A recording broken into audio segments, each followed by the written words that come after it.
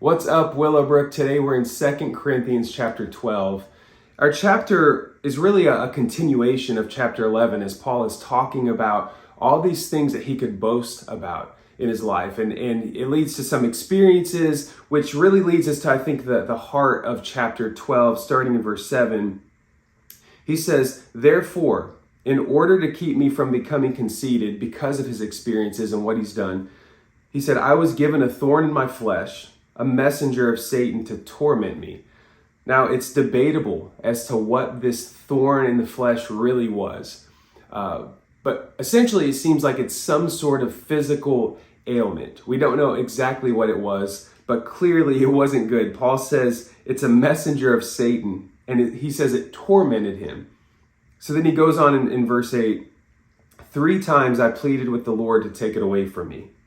But he said to me, 'My grace is sufficient for you, for my power is made perfect in weakness.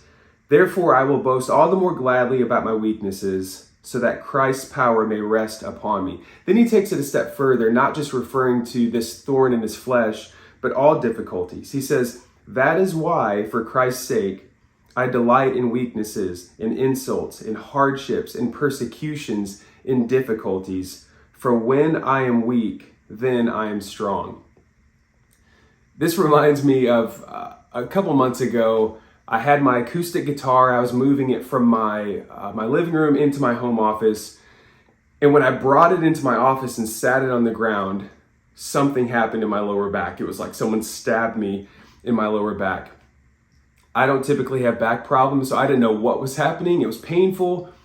I called my wife, told her she may have to take me to the emergency room. Luckily, my son was home and he was able to help me get into bed.